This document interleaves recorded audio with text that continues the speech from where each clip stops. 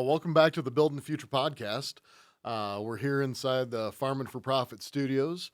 Our mission here is simple. It's to empower young people for greater success in their careers and in life by exposing them to opportunities, experiences, and lessons that aren't often taught in the classrooms. Through conversations with business owners, professionals, educators, and community leaders, we explore the careers, opportunities, and experiences shaping our communities while learning what it takes to succeed. Each episode, our guests share their journeys, their challenges, their lesson learned, and any advice for the future generation. Today, we're joined by Wes Stover. Thanks for being here, Wes. He has been a high school history teacher for over 21 years, educating our youth and mentoring students in the central Iowa area.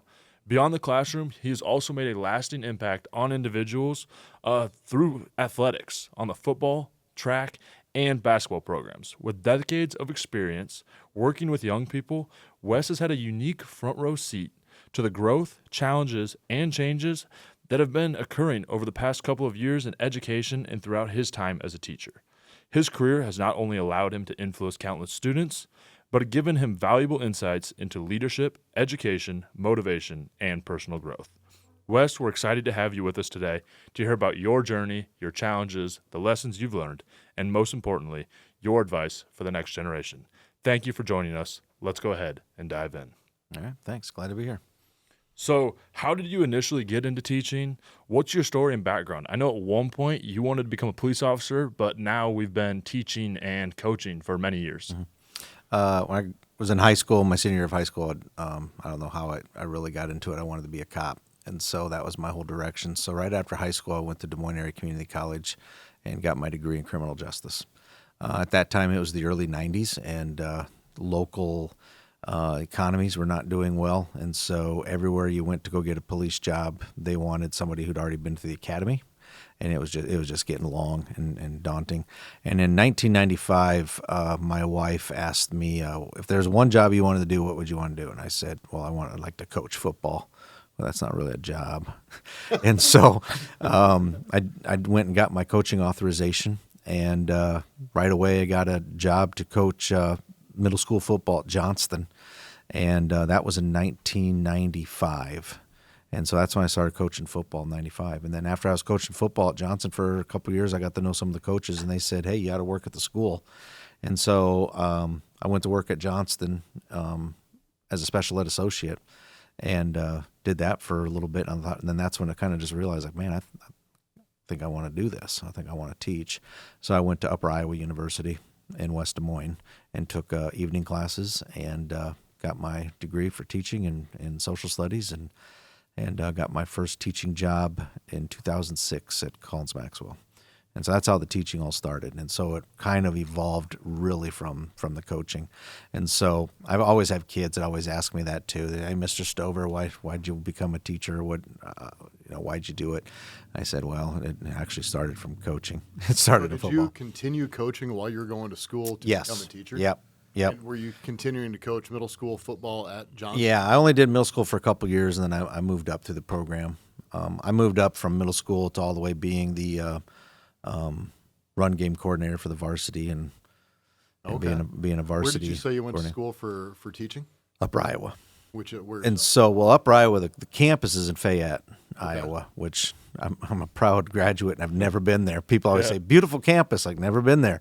Actually, I went to school, they had a West Des Moines campus, and so I did evening classes. So not only was I still coaching, I was still working full-time at Johnston. Outstanding. Yeah, and had young kids. And that's a full day. So, I'd get done at school, then I'd coach, then I'd go to my evening classes, and then I'd come home and help with the kids, get them to bed. And then once the kids went to bed, then it was usually sitting down and writing papers. And so how old were your kids during this? Oh, they were all pretty young. Yeah. Did your wife work during that time? Oh, yeah. Yep. She always has, yep. So then for people who have gotten degrees or chosen career paths where they're not exactly finding that traction they want right away, like you were going through with Police Academy, and then jumping into jobs, going back to school, doing night classes, what were the tools or things you did to take advantage of that opportunity to be successful? Because that can be a hard decision. It was difficult. When I had to make the realization what I really thought I wanted to do, I'm not going to probably do. I'm going to pursue it. There's a lot of things that came in to factor into that. And then once I got into the coaching and I started working with kids, then everything kind of really shifted to something I never realized.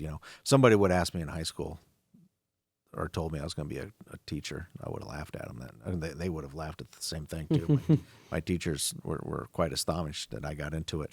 But yeah, it was all that, and then it took a lot of dedication, like I said, to do evening classes while working full time, having little kids, and it took a lot to do. So how much class, or how long were you spending a day at class? Because I mean, like most kids go to college full time for 4 Yeah. years. So at Upper Iowa, at their West Des Moines campus, one thing that's real nice how they do things is West Des Moines runs by terms.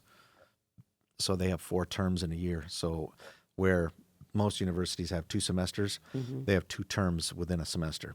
So I can knock out 4 classes in a semester at Upper Iowa, just doing evening classes. And so that was very beneficial. That would be an accelerated program. It was. Yeah. Yep. So it Very- wasn't, very yeah, you accelerated. weren't a part-time student really even. You were Not pretty much a entirely. full-time It was student and because working. I was knocking out about 4 classes per semester. So I mean, yeah. you're talking like 80 hours a week Oh, easily. Yeah. between. Yeah. 80, 90 I'd be hours a doing week, I'd be too. doing paper sometimes till 2, 3 in the morning.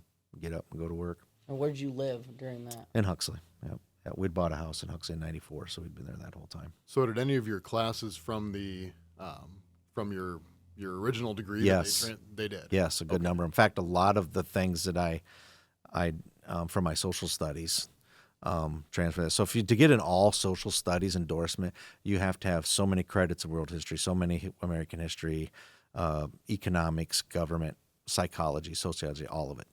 And you want to have an all social studies, Sure. especially for small schools. And so most of that stuff that I took at DMAC for my criminal justice, I had all my soc, my psych, a lot of that stuff had already factored into Oh, that. excellent. Yeah, so everything transferred. Was that a factor in choosing your career path, or did it just kind of happen to land that way? Maybe a little bit. Yeah, I mean, I was looking for something at ease. I mean, when I first decided that I wanted to be a teacher, I went up to Iowa State University and I visited with an advisor and to talk to them about how I wanted to be a student was foreign to them at the time because I said, well, I'm going to work. I work full time. And they go, well, we don't do that here. You're going to be like a 19-year-old kid, and you're going to be on campus. So I'm like, no, that doesn't work for me. I got kids. I got a job. So when I found Upper Iowa, that was perfect for me. Didn't have much time to go to Welch Ave with No. your buddies. No, it was nothing like that. Wow. So we had talked about that a little bit on our first podcast. That sunk, the gambler's version is sunk cost fallacy, Right. right? I have invested all this time, this effort, my focus. This is what I'm Yes. doing, and to just say, you know what, that was not the right choice. Yep. Yep. Pivot, Yep. pull chocks, and Yeah. and we're going a different direction. Right. And how long did it take you to figure out that I need to change? Too long. Yeah. Yeah, it took too long. I'll admit that, and I've told my kids that, and I've told my students that many times about how important it is of the decisions you're making when you're young, that's going to affect down the line. I definitely too long because, like I said, I got my first full-time teaching job in 2006. I graduated high school in 1989, so there was what too would much you- period there. What would you suggest? I mean, how to verbalize that too? I mean, if you were to pull somebody aside and say, "Listen, you're trying hard. I appreciate what you're doing. Are you sure this is the thing for you?" Yes. How do you Well, I mean, help somebody internalize that? what did that conversation look like with Blake? Because he kind of made a similar choice Yes. when he came to work for us. Yeah. Obviously he's still finishing it up and Yep. everything, but it's just not as accelerated as Yep. he thought. Yep. What did that kind of look like? With him, it was I put the ball in his court. You got to do what you think you got to do. But I did tell him, you're finishing school. You're going to do that because you never know. Right. You never know what you got to have to fall back on. So that was very important. I've even talked with some of my students that I teach about my journey because it was different. I didn't go to 4 years of college right out of high school and become a teacher.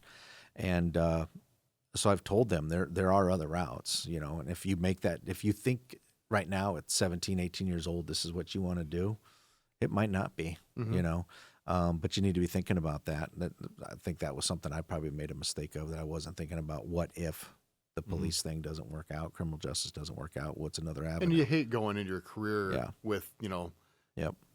kind of 1 foot out the Right. door. Most Yes. people, you want to just, Yes. this is what Focus we're doing, on it. Here we go. and this Yep. is what we're, Yeah. and not be thinking about that. But Yep. how would you suggest somebody should recognize when they should pivot? Because you don't want to say, okay, you did all this work, Right. great job. You went 4 years, 3 years, 5 years, whatever Yeah. it is at college. And sorry, it's been 3 weeks. You don't have a job. It's time to go and do something else. But at some point, Yeah. there has to be Well, it's a fork in the road. You gotta make a decision. Yes. Like, I can't eat this week because I have nothing. And where does that land though? I mean, it's been so long ago, but back in the early '90s, looking for jobs, looking for police jobs, like the very first police job opening that I applied for is I just finished at DMAC, got my criminal justice degree, and Waterloo was hiring for police, and so that was back in the old days where you got the ad in the newspaper and all that, and you send all your information in. And then they sent you a thing back, and it says you need to be at this convention center such and such time. I showed up, and there was over 300. in Waterloo. Yeah, 300 Wow. people showed up, and then it was a process of the first thing they did is you did an exam. So 300 people did this exam, and then from that they moved on to a physical type test, and then narrow it down. That was for one position, and then the next position I applied for was Ames. And Ames had over 400 people show up. Wow. The application process started at the, if I pronounce it wrong, is the Lead, Mm-hmm. Lead center. the Lead Center, full. The whole building was full of applicants for this job, and they had one position open. And we went through all this position, and then just to find out that affirmative action, they had to hire a female officer, so it was a waste. But the interesting thing was I kept going to all of these interviews. I went to I remember going to Winnebago County, clear up in Forest City, up there, because you're trying to get out away from the metro, and the numbers shrank obviously a little bit. And I went up there, and then you start seeing the same people at all these things. And so I started, and some of the guys I actually went to school with at DMAC, and we're at up at Forest City, Winnebago County, and the sheriff says his name, and he had a very odd, interesting, unique name, and he started going through, see who's all there, and I noticed this one young guy was talking to all the deputies the whole time when we first got there, and then he says name, and it was the same name as the sheriff, and me and all these other guys said, should we leave now? And so it was just so much politics, and so I think for me it just got to be so much failure, really, I suppose if you look at it, failure of not getting your foot in the door in so many places that you applied for. Number one, there was high numbers of people trying to get the job, and then most of the time it was going to people who already were academy certified. So was your class that big, or was this all people that No, had that's lost just- their jobs from other places? Yep, that's just it. Yeah, it was just So did anybody during when you were choosing this path say, hey, just so you know, there's about Nope. 5,000 other people? no, never once. No. Wow. No.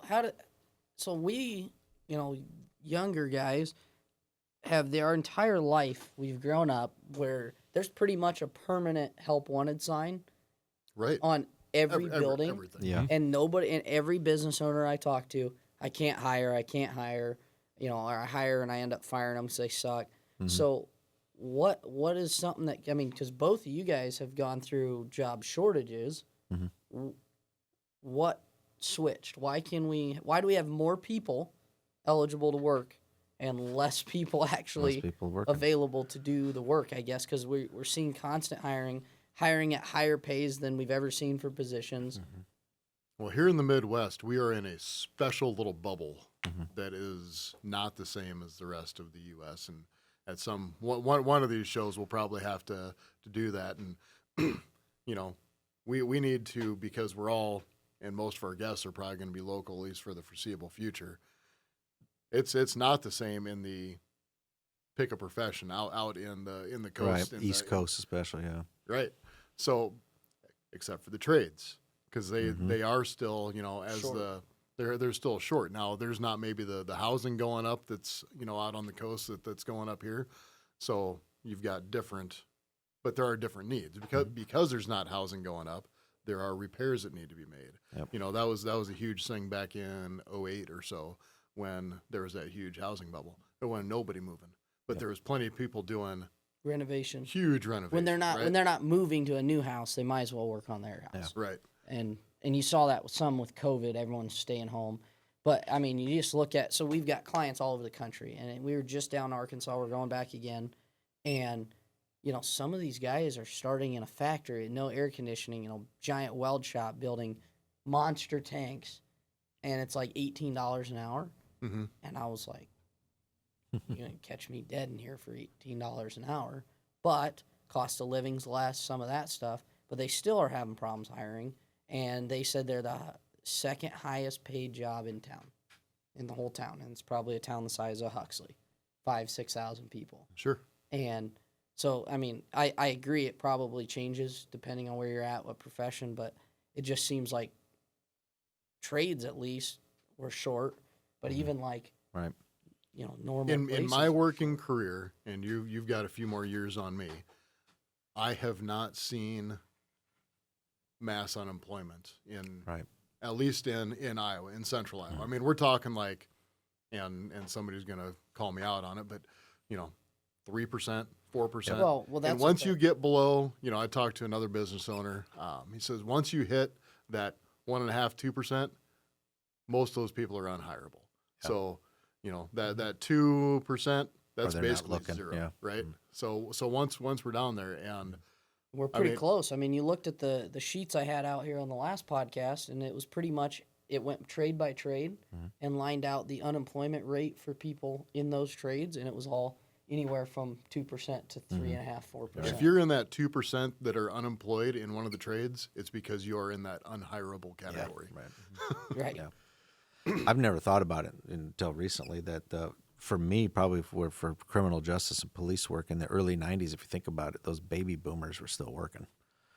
And so they still hogged up most of those jobs. And so when openings happened, they were rare. Now, was it limited to the force, or did you see that within other sectors? Yeah, it was everything pretty Yeah. much. And then it's one of those things where you kind of, back then especially, you kind of had to do an entry point and work your way, you know, into things. So From did that there. help guide your choice of becoming a teacher? I mean, were you able to Not step at back all. at that point? No, No. not at all. I kind of was wayward. Just did some odd end jobs. Actually, I worked at Walmart for a while. I was going into management actually at Walmart for a bit, and that's when I started coaching. When my wife kind of convinced me to get a coaching authorization, and then that's what did it. That's when I wanted to start coaching. And then when one of the coaches said, "Why don't you come work at the school?" And so I worked at school for just as a special ed associate, and that's when it really clicked. And so then I just focused everything from there. So it took me a little while to get there. It really did. Yeah. One thing too, I talk to my students about with my journey is how, you know, it's not always going to be that traditional way. Graduate high school, go to a 4-year college, graduate from the 4-year college, get a job, you know, whatever.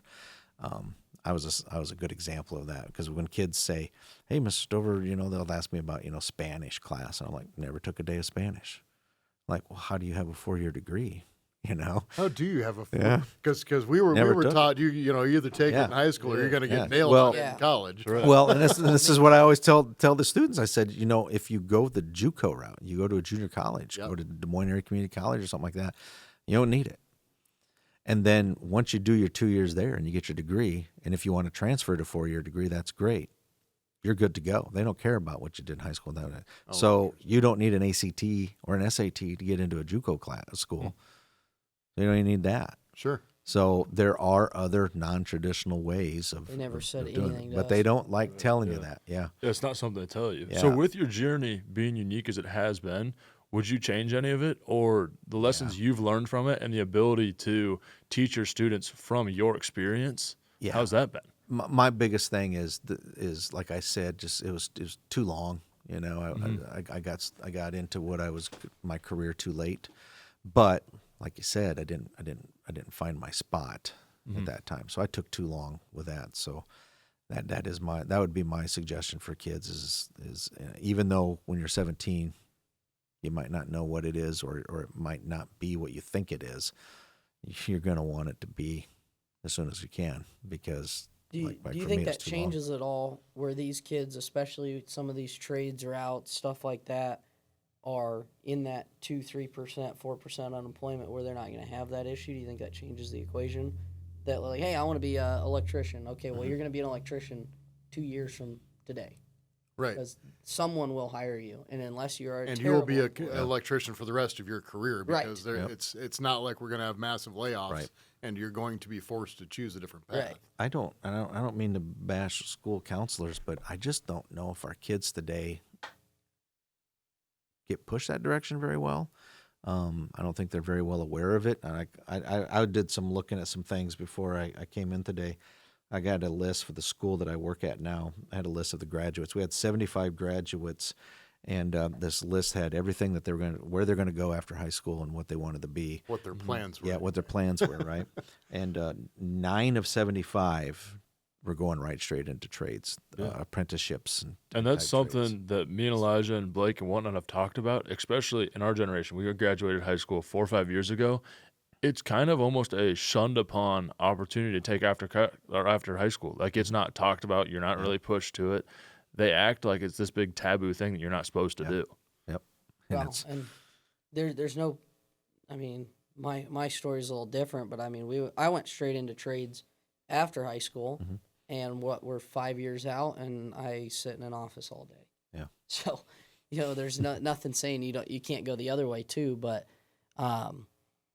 it's rough Yep. for a lot of these people our age that are coming out with media marketing degrees, stuff like that, because with AI and all these other things, a lot of those jobs they started thinking about 4 years ago, aren't available to them today, or they're very difficult to get into.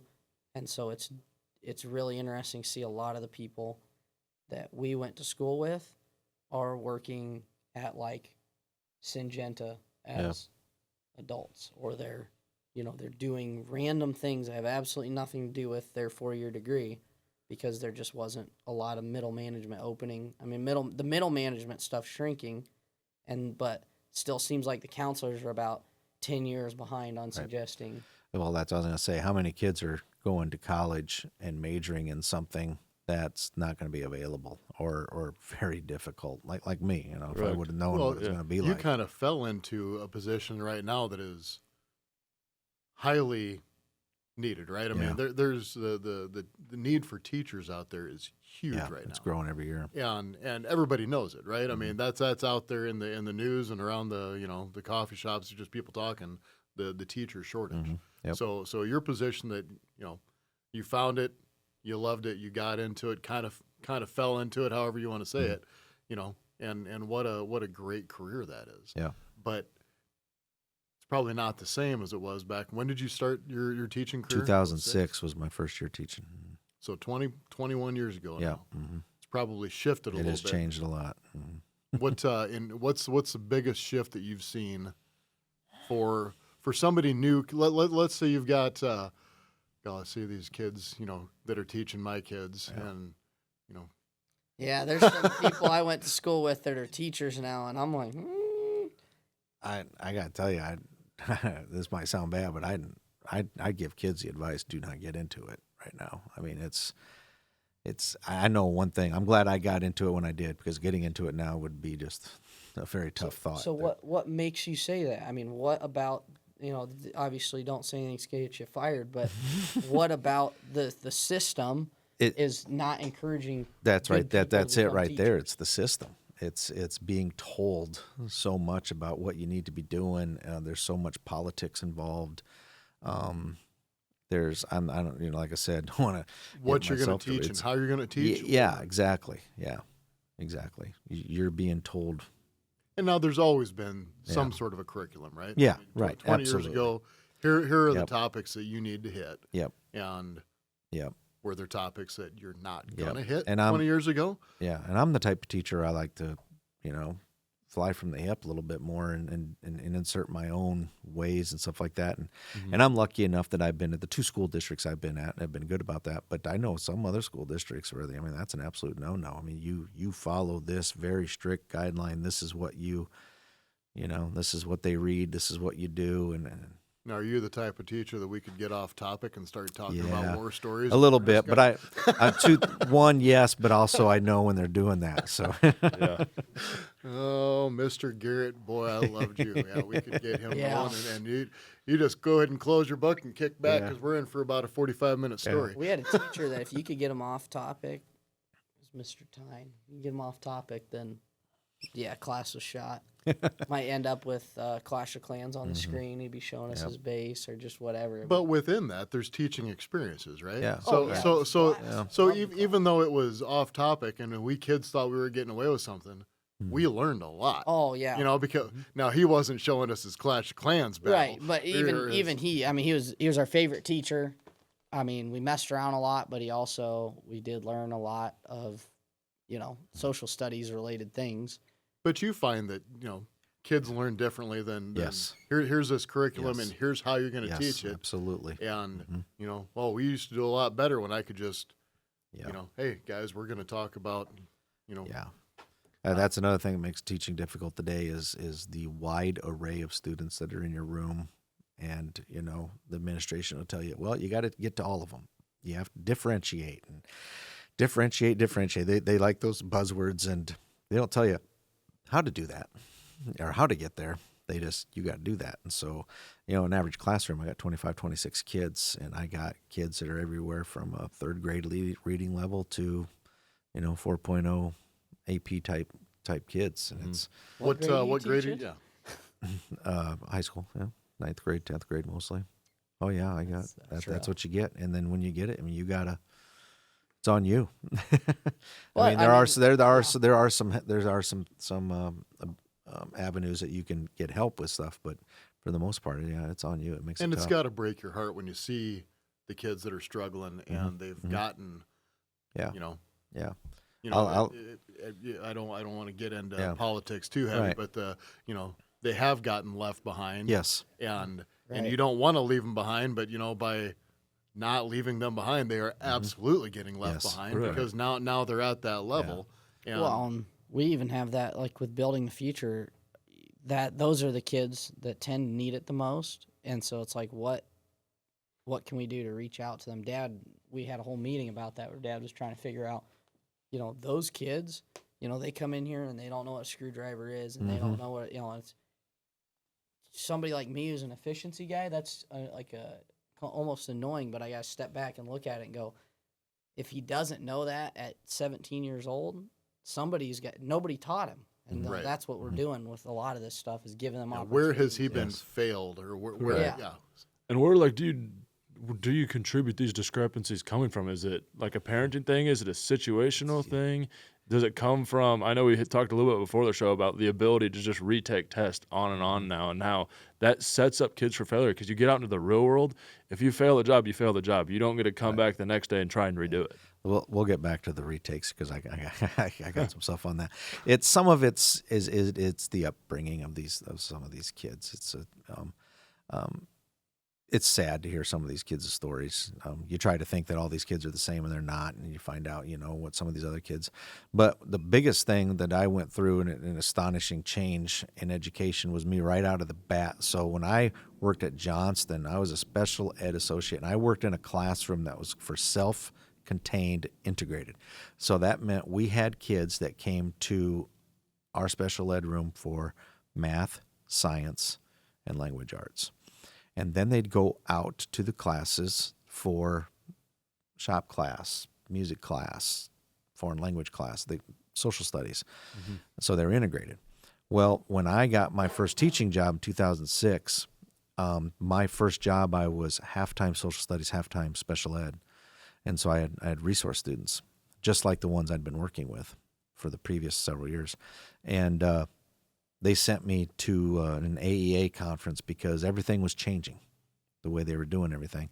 And that's when we started the No Child Left Behind business. And I went to this conference and found out that Now all these kids that were getting their core education classes in a specialized room, they're now going to be integrated, because that's what it was all about. Integrate, get them Keep in, everyone together. get them together. So when I went to go work at my first school, the students that I had as resource students, as freshmen, they were taking a consumer math class. They were learning basic consumer mathematics. And then the next year, they had to be where all the other sophomores were. That was geometry.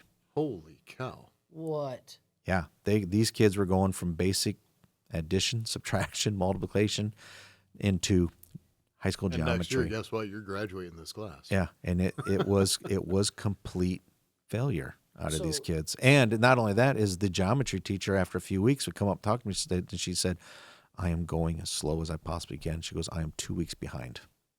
Right. And so you're doing two things. You're not helping your upper students because you're teaching down, and you're lowering the bar, and you're not helping those lower end students by throwing them into something that's They've completely shut foreign to down them. at Yeah, that they're point. shut down. Exactly right. Yeah, and that's been one of the biggest headaches in Well, because education. they don't want the social exclusion Yeah. of separating, classes and stuff. Yep. But I mean, we ran into that in class. I just remember we got this concept Mm-hmm. 3 days ago, and now looking back from that perspective, I guess that's probably why. Not everybody got it. Right. Yep, not everybody got it right. And then that just leads to even more jacking around, and I'm not going to do my homework because I got 3 more days to do it. And Yep. so you feel like it kind of it played a role in lowering the bar. Yes. Oh, yeah. We that's one of the things when we're talking about the changes in education. The biggest thing that I see is just the constant lowering of the bar. I mean, it's constant. And you think that bar is still getting lowered here today? Absolutely. Yeah.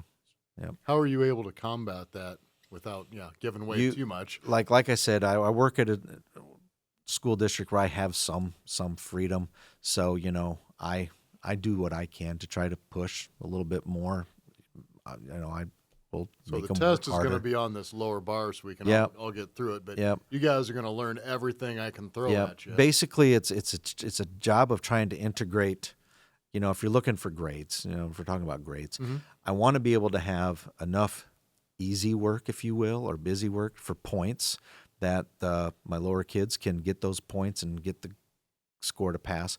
But then I also have to integrate some stuff in there. It's going to be tough and it's going to push my higher level You kids guys as well. using that 1 through 4? No, also. Oh, Lordy. No, There's another reason why I tell people That's a not to whole get nother into education. podcast. So yeah, that's the Common Core, and I had a When these kids administrator go to try it. college, it's going to get real interesting. So, how'd you do in school? Yeah. I got a 3. Well, What are you talking yeah, what's about a three? 3? Well, my biggest thing was this kind of goes back, and I'll give you another experience. This was with Blake. I think it was when Blake was in elementary school, and Blake was a pretty good speller, and so they'd have spelling tests every week. Yep. And so I think you guys would do like the test on Monday, and then on Friday you'd do it again. Yep. Well, he'd bring up home what he did, and we'd make him work on it and all this stuff. And so then Friday they do the spelling test, and he'd bring it home. And I'll never forget the time. There was like 20 words, and he got 19 out of the 20 words correct. And it said P. Actually, it said P on it. Oh, pass. Proficient. Proficient. Get out of here. And I go, what's P stand for? I've been teaching for all these years, and I don't know what P stands for. And he says, well, it means proficient. I said, proficient. You got 19 out of 20. I go, what if you got 14 out of 20? Proficient. Yeah. I think he said it went all the way like to 12 out of Yeah, 20 or it's something like that was ridiculous. proficient. And the one that he missed, by the way, was there was always a challenge word. There was like a ridiculously hard word that they threw in there. That was the one he missed. And it's like, okay, in normal grading, this is an A. This is an Correct. A. right. And Okay. usually that challenge word was a word that you didn't have the opportunity Yeah, to practice right. or see or whatnot. Yeah, they sprung beforehand. it on you, right? Correct. So, so I just blew my mind because I'm thinking as an educator and thinking about my kid's future. I'm like, so if my kid wants to go to Iowa State University, what am I going to tell him? Well, what's his GPA? Proficient. Yeah. Right. Well, what's proficient? Well, obviously it's a pretty wide run of 12 out of 20. Correct. It's the same. Yeah. It's Trust me, though, he was top Yeah. of his proficiency class. Yeah, Yeah. but it made it easier to push the kid through. Yeah. And Correct. everyone passes. yeah, it's I mean, And even that system, I Frustrating. remember it changing multiple times. Oh, We had the yeah. proficient, and then we had the satisfactory, and then we had our 1, 2, 3, 4s. Yeah. And I four always was above and remember- beyond, Correct. But you can't give a 4. that Yeah. equated to Yeah. an A plus. But if you converted it into grades, I was Mm-hmm. getting B minus because everything was 3 and under. Yep. Correct. So you can't. They would And the- transfer it into letter grades, but the conversion rate was terrible. Yeah, and the Yeah. whole concept of a 4 in itself makes no sense. Mm-hmm. Here, we're going to ask you to do everything. We're going to give you a rubric, criteria.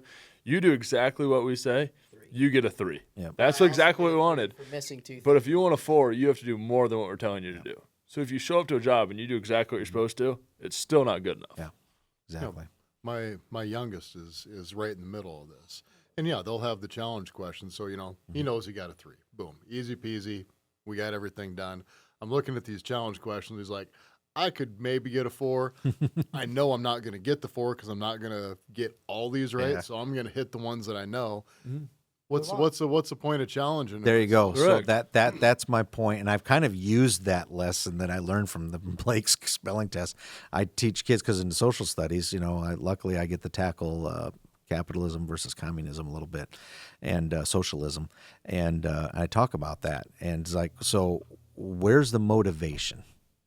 So if you study, and that's what that's what's up. We made Blake bring those spelling words home, and we made him every evening. He had to sit down and work at it. Well, where's the motivation when Billy, who sits next to you, plays video games and does not study all week, and he gets 12 out of 20 and gets the same score as you grade. get? So eventually, and that's why I talk about Lauren of the Bar, and also is those kids are going to figure it out, and I don't have to put in all this work. The smart Oh, kids are going to correct. figure out Yeah. that they Yep. don't have to put in. I don't work. have to put in all this work. And so what this is going to evaluate, and this was another thing too, I don't want to jump into another subject. My wife, she's a nurse, and you talk about shortages. They've got shortages. And I've told her from the education field, it's going to get worse. We're going to have, now I know we have shortages in the trades, but we're also going to be moving into shortages of doctors, nurses, and those high level positions because, like I said, the lack of motivation in school to push harder Well, is dropping. You talk about figuring out what the system was and how to run it. I mean, me and Elizabeth had a writing class. I don't know, at some point in high school, and her, she's stressing, making sure everything's perfect and everything.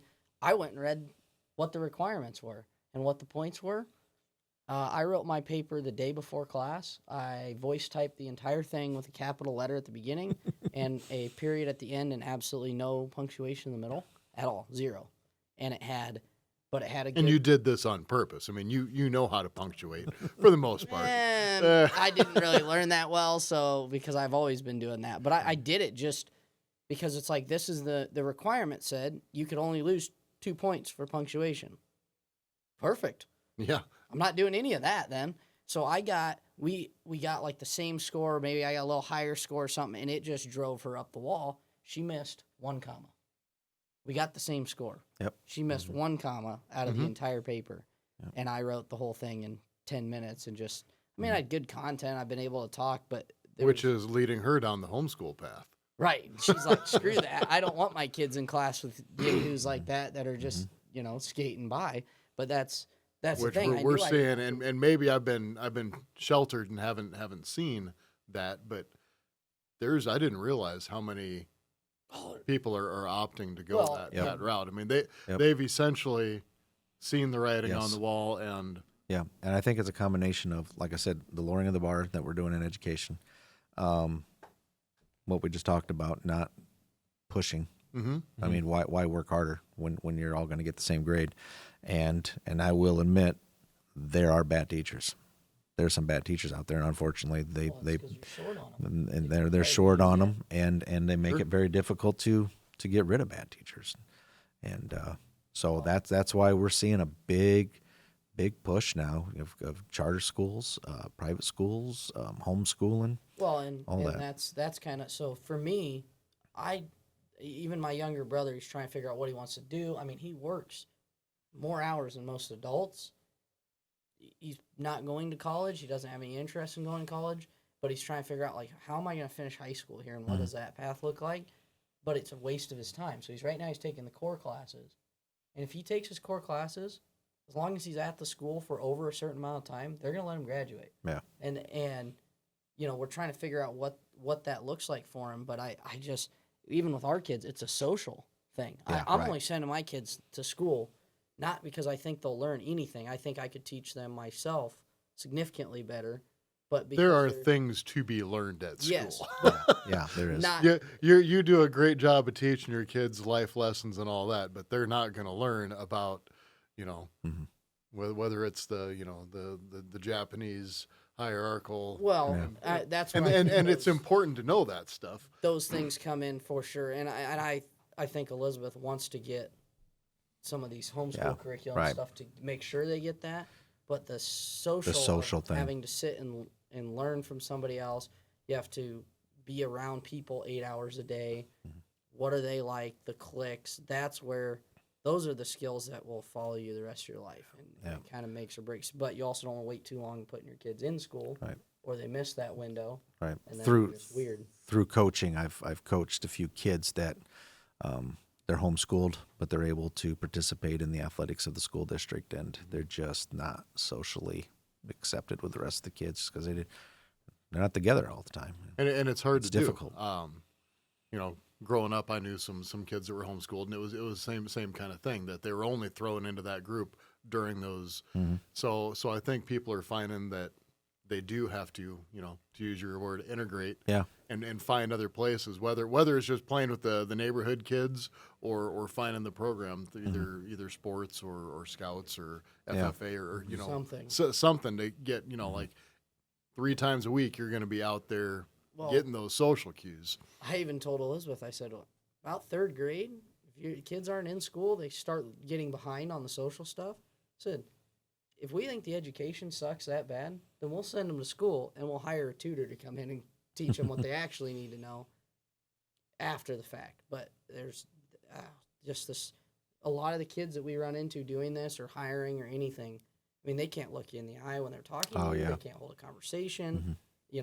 They have a hard time in any kind of group setting, working together with other people. Those are all the things that I actually learned something from in school and actually took away from it. I mean, you asked me most of this actual information I learned in high school, and probably don't remember it. Well, and how much of your school setting, does kind of involve that? It's not just you don't seem like the type of person that's going to stand up at the front of the room and just lecture for Right. 45 minutes, or if you're in block, an hour and a Yeah. half.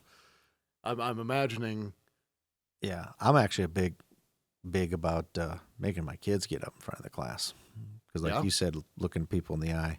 The school district I used to work at, they had a thing. It was called a portfolio, senior portfolio. And before you graduate, you had to present this portfolio. Basically, it was saying what you did for the 4 years that you were in high school. And you had to do this in front of your parents, board members, administrators, teachers. There was a room full of people.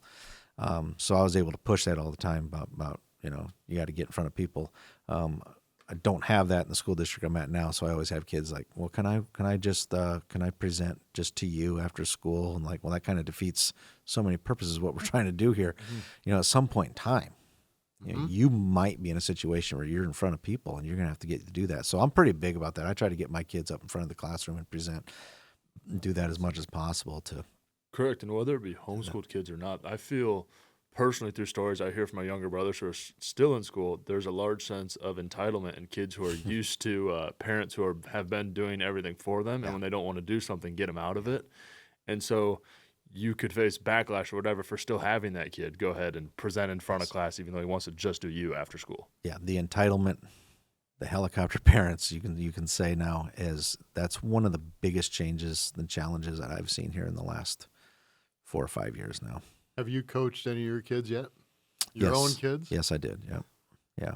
Kind of and kind of not. So like my oldest one, Brady, when he made the decision to come to the school that I worked at, and with football, because I coached football. I coach offensive line. He was a receiver, so I mean, I didn't have to coach him really directly too much. So, but there were some run-ins that we'd had. So. One thing's for sure, they didn't have any entitlement. If anything, they had to work harder. There was more expectation out of them to perform better than everybody else. So. But in your coaching role now, where you're not dealing with any of your own kids, I'm sure you see a lot of that and you hear from a lot of parents, probably more than you ever have. Yeah. Yep. It like I said, it's really gotten a lot more. The club sports now, we're really seeing the issues with that. With, my kid plays on this club team. I don't understand why he's not playing on the school ball team. It's like, well, you're paying to play you're paying $2,000 to play on that club team. You want to pay me $2,000, I'll play your kid. But we're seeing that Really, a lot. you heard it first, kids. Well, I mean, I remember that in every sport. There'd be somebody's parents that donated enough for jerseys or whatever, and and any time something went sideways, like, well, they're only playing because their parents donated. And I was thinking about it, thinking back on it, it's like, yeah, but our whole team got new jerseys, and we weren't winning the state championship anyway, so who cares? Yeah, but there's a lot of the entitlement is really. That's been going issue. on forever, though. I mean, Yeah. I specifically remember now I graduated back in late 90s that, I saw parents come into practice to chew a coach's butt. Mhm. Why is my kid? Have a seat and why don't you watch? And we'll learn together why your kid's not this and why Yep. he's sitting out next game, because your kid's a butthead. Yep. And you're going to get to see it. Well, but, aside from that, you talk about the entitlement. That's what we see on the hiring side, on the business side. Every business owner is going, I worked for 30 years, built this whole company.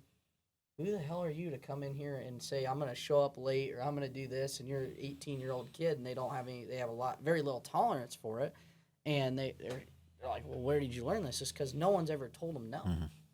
Right. And so where is there any changes you can make as an educator to help with that? Is there anything? Well, we're talking about having this program starting in the fall that's Work ready. work ready, and we're talking about the standards that we're going to have, because we're going to be providing students from that program to employers that say, basically, we've screened these guys. They were told to show up on time. They were told 30 soft skills, and they were learned 100 tools. They're ready to go. They know what the game is. And part of that is telling them, no, if you show up late, that is not acceptable. You're done. You don't finish the things that you're required to finish to, finish the course. You're not going through it. Correct. So- And it's all going to be principles that are going to be basic for the older two of you sitting in the room that you would think is just normal for your life. And that's how you were raised. But in our generation, it seems there's such a lack of it. Is there any changes that, like, whether it's us or I think it's on the outside, like with what you guys are doing, and to get as many kids involved in it as much. Because, like I said, the way things are in education, our hands are tied with a lot of that stuff. What have you seen, though? So obviously the kids are shifting, right? Their perspective or however you want to say it. Mhm. So how have you shifted your approach based off of new Yeah. new know if I- new audience? I don't know if I know the answer of how, but I do know that I've had to, because I'm an old head. I'm an old school guy. You turn your hat sideways and come No, up with a little that's little the rap thing. lesson. I don't go that far. It's funny you say that, because we deal with some of that stuff. But no, I'm the old school guy in some ways. I can get away with the old school stuff, and but there are some things that I have had to learn to adapt to and change to, just because it's different than what it was. Like with coaching, on the coaching side of things, my idols I looked up to in coaching were guys like Bobby Knight and Mike Krzyzewski and Bob Wooden. They're black and white. Right, yeah. It's about Absolutely. discipline. It's about discipline and doing it right. And now, you get coaches like that. Now they're fired. They're on the news today.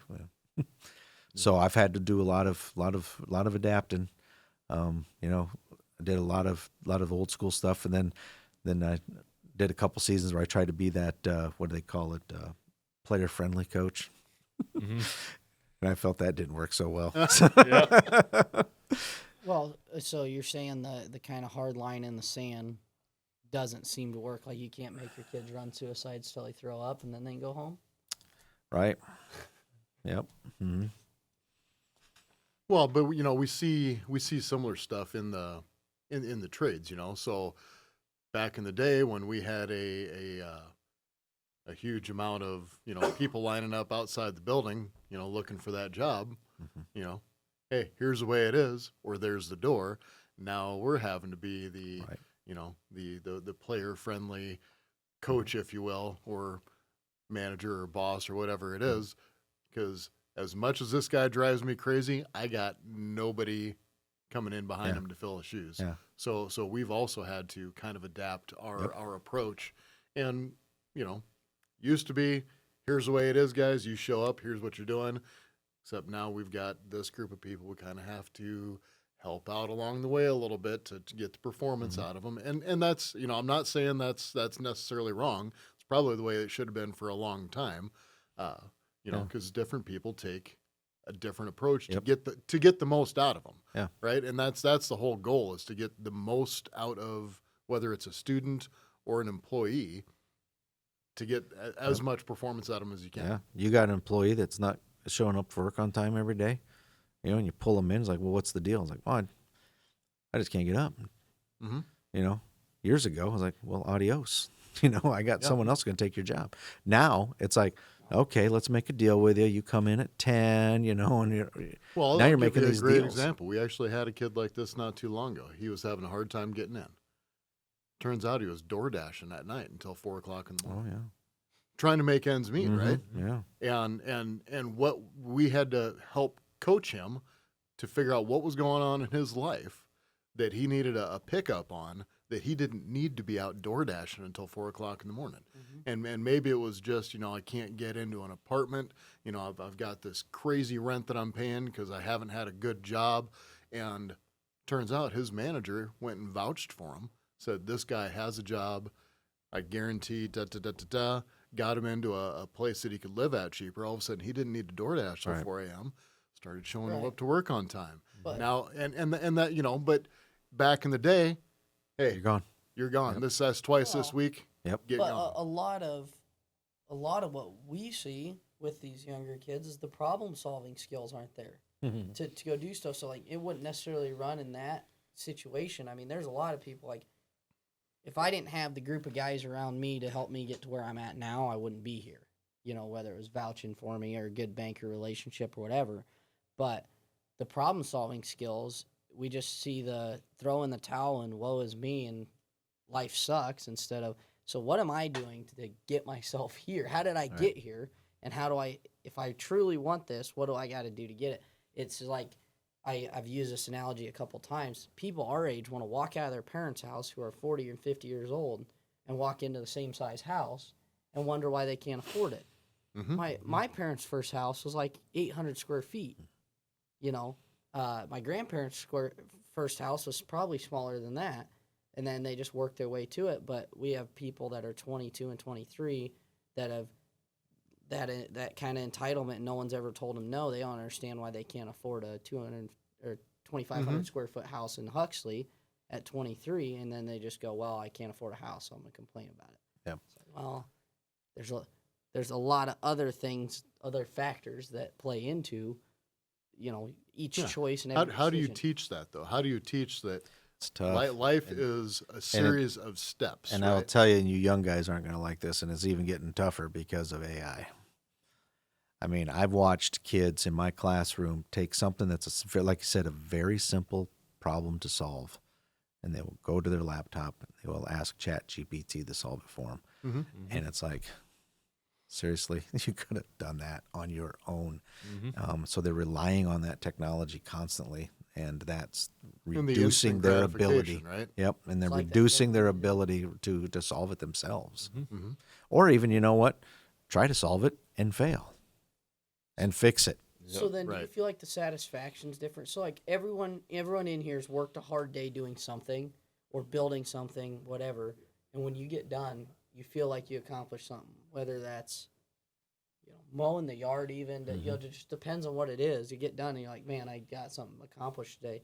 Do you think that sense of accomplishment not being there because it's so instantly available, the answer is instantly available, problem solving, whatever, when they need it, or it's handed to them, has kind of robbed them of that? And is that affecting, you see all these mental health problems, you see all that, and it's like most of these kids, they have terrible habits. They sit on their screens all day. They eat bad. There's a lot of things that you can do as a person to increase the likelihood that you have a good, mental state. And we're just seeing very little of that, Could being be perpetrated right Yeah, some of that, and I've noticed, especially on the coaching side of things, is the kids today. There's so many of them just don't want to do anything that's hard. And so you're talking about doing something to accomplish something. If doing that something's going to be difficult, just avoid it. Just don't do it. And so we've been seeing that, our numbers dropping in sports because Never this try, is never hard. fail. Yep. Mm-hmm. Scared of 100% failure. win rate at every game you've never played. Yeah. So, but you're still getting plenty of kids getting out for the teams, or are you seeing it drop? There's some drops, yeah. Yeah. Our thing too that I see, especially where I'm at right now, is specialization. Kids that just want to do one sport. Part of that's the club thing. Sure. That's doing that. Part of it is that what I was talking about with that hard. It's hard to do the other sports. My oldest boy, he was lucky enough to go play college baseball, but when he was in high school, he played football in the fall, he played basketball in the winter, he ran track in the spring, and then of course he did his baseball in the summer, and he still was able to focus and work on his baseball throughout the year during those other sports. It was tough. He had a tough schedule. In his junior and senior year of football, he'd get done with a football game on Friday night. We'd jump in a vehicle to go play fall ball. Holy cow. Yeah. One time we got done with a football game, big, huge football game on Friday night, got home, showered, jumped in the minivan, and drove to Atlanta For a weekend tournament? to play baseball over the weekend. Yeah. But I mean, it's dedication. It's hard. It's difficult. And so many kids today would be like, nah, I'm just going to do Nothing that of once. value is easy. Do that If one it was sport. easy, Yeah. anyone would do it. But he got to the next level in the sport of his choice while doing all that because he put in the effort. He did the work. Yep. I mean, you didn't get into the Iowa football program by just sitting on your couch thinking, man, I'd like to play Iowa football. Absolutely not. And it's hard. Talent was not what got me there. No. It was just the working hard Right. and the dedication and whatnot. And it's hard when you get there. Correct. These kids don't understand how hard it is once you Correct. get there. Especially with maintain college athletics and whatnot. Getting Yeah. to that level, it's a whole different ballgame. So we've focused a ton on the negatives and the issues and whatnot. What are the traits or the things that you see in the kids and the athletes and the students that you get to reach to that makes them successful? You see them 20 years down the road and you're like, I saw something in you then, and now I can see like that's what made you get there. Yeah. I see that a lot with kids. There's certain students that I've taught years ago that I follow on social media and stuff like that. And you see what they're doing is successful. It's just finding that inside themselves, Sometimes maybe a teacher or coach helped them do that.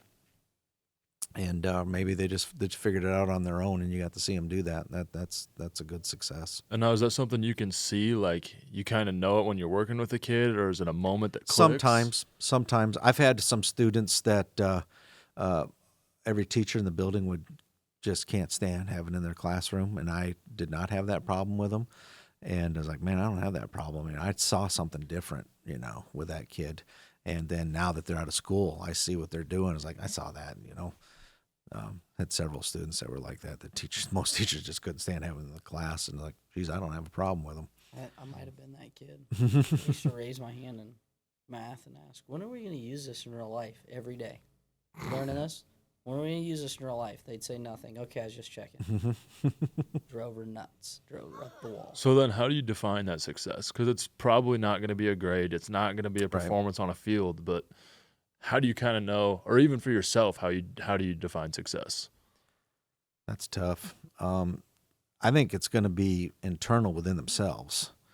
You know, you have to know what you did was a success for yourself. Like you said, you put your mind to something and you succeeded at doing it. You might be the only person that knows that or acknowledges that. So it's not so much external for other people to see. For others, you know, it's especially when you work with kids when they're young to when they're older, you know, you see the change, you know, that they put through. I've coached kids, you know, in 8th grade, they were on like the B team for basketball or football or something like that. But you know that if you just keep working, and by the time they're in high school, you know, they're starting varsity and stuff like that. It's Sometimes you see that click, it's right? a click, yeah. Sometimes it's a click, sometimes it's a Yep. shift. But, Yep. but yeah, watching those kids, especially because what age group are you coaching now? What's the lowest to your high? So I do middle school boys basketball. So I have 7th and 8th graders for basketball. Football's high school. So it's all the varsity So and you then have varsity some of track. your 7th grade basketball players that will show up Mm-hmm. as your high school, and you go, boy, I remember that kid, man. He Yep. couldn't even hardly jog down the court. Yep. Didn't know, had no presence, Yeah. couldn't see anything. I love watching the little kid. Like my youngest, he's been doing the sports, you know, Mhm. as long as he's been, and even spring ball to fall ball, seeing that shift and seeing the kids that all of a sudden start getting it, right? And whether it's basketball, soccer, football, any of that stuff, and just seeing their brain process just Right. changes, right? Yeah, there's absolutely something special that, in my own experience, when you get the young freshmen in first week on campus and they don't know how to tie their shoes or to tell left from right when they get there, Yeah.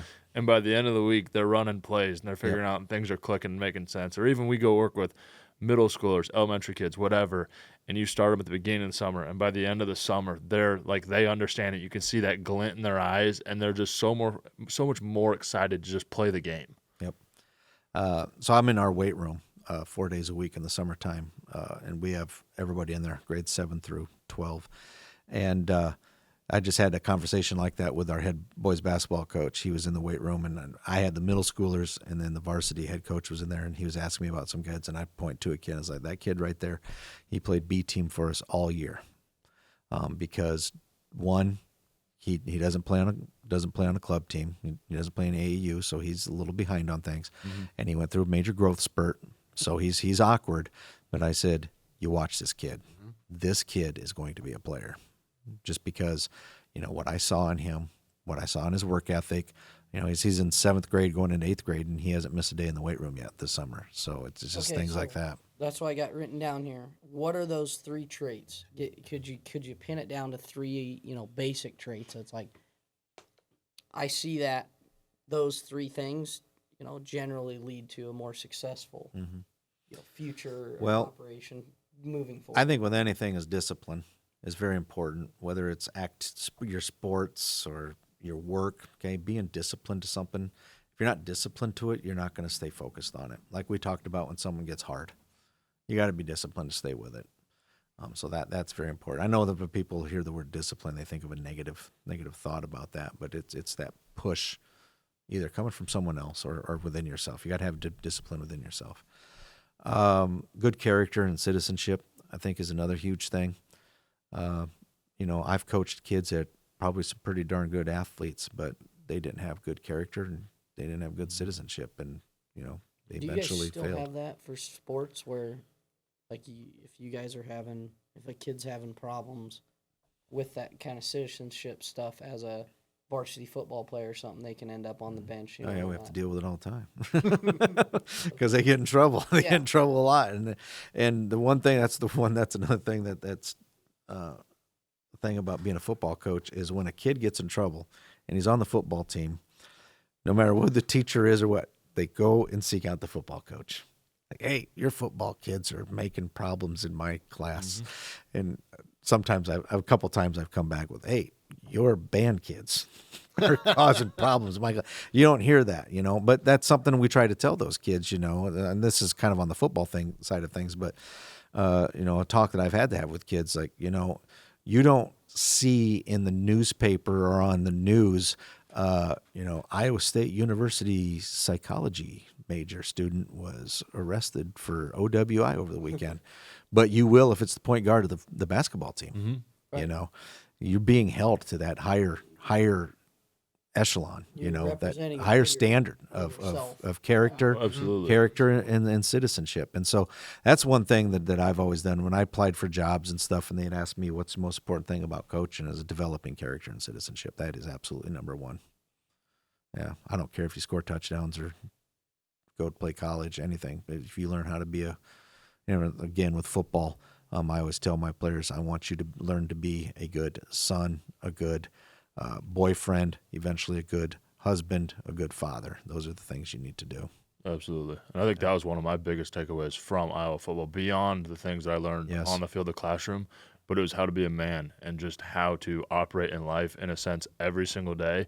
When you're having your absolute highs and when you're having absolute lows, this is how you operate. Mm-hmm. This is how you treat other people. This is how you do your business. Yep.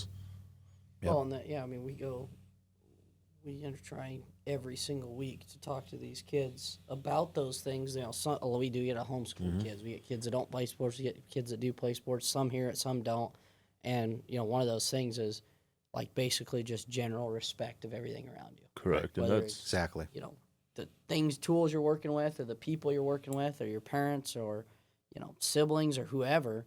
If you carry that kind of through all of your operations day to day, you are going to be a better person, and you're going to end up on the better side of society. correct. And that is a unique opportunity that football allows. And obviously, I'm a football guy, so I'm going to encourage everybody to play football. But you learn so much from the game of football that you don't learn Yes. from other aspects of life. Yeah. You're going to get some of those things from sports, but football specifically, there's so much you learn from it. There's not another sport where you need 11 guys on the same page every single play, where you need an entire roster of 33 people to be successful on a Friday night, where you have to band together when the conditioning gets tough, early on a summer morning at 6 a.m. when you need to go in and grind some iron. Like, it's things that have to be done. And some of those lessons you only learn when it gets tough, but you're surrounded by your brothers. Right. That's something being a teacher and a coach. I don't quit teaching at 3:45. You know, when the bell rings and run out the door and leave. I got more teaching to do Mm-hmm. in practice, in games, and that's something I really enjoy. Is that the lessons that I teach in the athletics that I coach is something that's really enjoyable. That's awesome. We can wrap you up with one last question. What would be the one piece of advice you would give to our younger listeners hearing this podcast?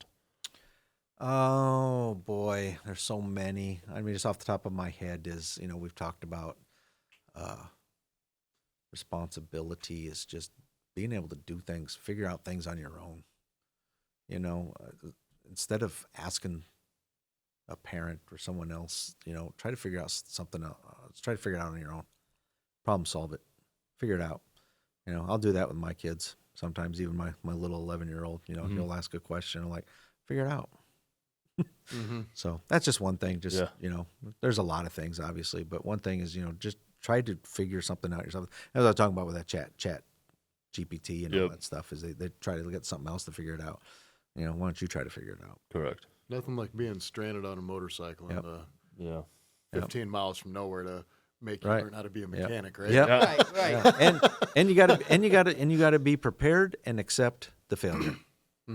Absolutely. I either figure this out or I'm walking home. Yep. Well, I mean, you can't win every battle, but in your entire life, but you can get to the end of your life and have won the war on the rest of it. So. Right.